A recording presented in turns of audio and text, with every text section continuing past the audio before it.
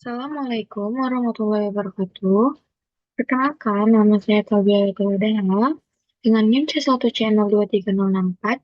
Jadi, di sini saya akan eh, mempresentasikan materi yang sudah saya buat, yaitu dengan judul materi dasar perhitungan pajak, depresiasi, dan amortisasi. Baik, teman-teman. Nah, di sini nama saya Tabia Tewadana, C1C02304.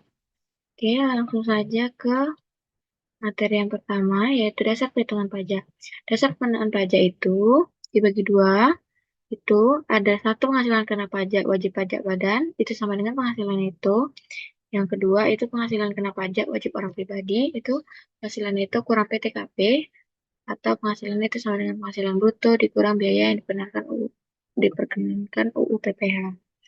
Biaya menurut UU PPh terdapat dua jenis, itu yang dapat dikeluarkan dari penghasilan bruto dan yang tidak dapat atau tidak boleh dikurangkan dari penghasilan bruto.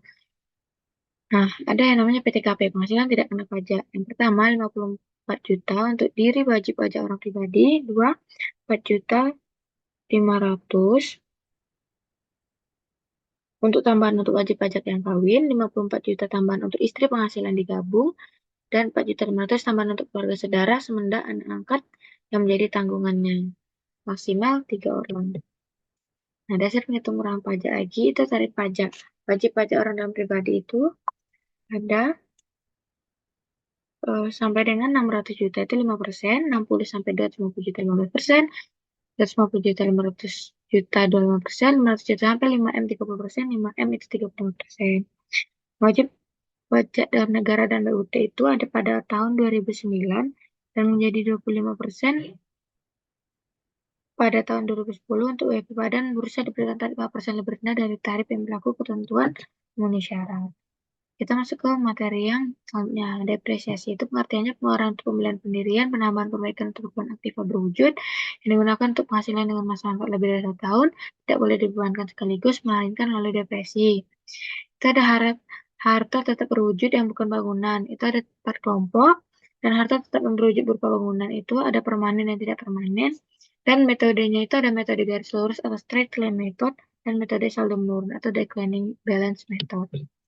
Dan materi terakhir yaitu amortisasi dengan pengertian pengeluaran untuk memperoleh aktiva tidak berwujud dan pengeluaran lainnya termasuk biaya perpanjangan hak guna dan hak pakai yang mempunyai masa manfaat lebih dari 1 tahun yang digunakan untuk mendapatkan, menagih, memelihara penghasilan tidak boleh dibebankan sekaligus melainkan dengan amortisasi.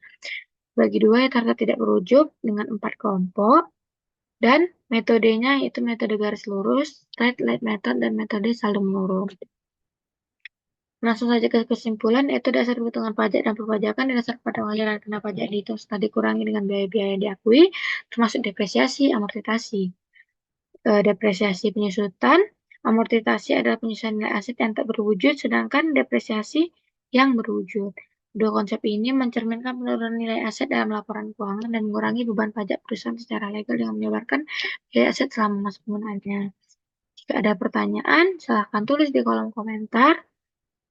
Sekian dulu. Wassalamualaikum warahmatullahi wabarakatuh. Terima kasih.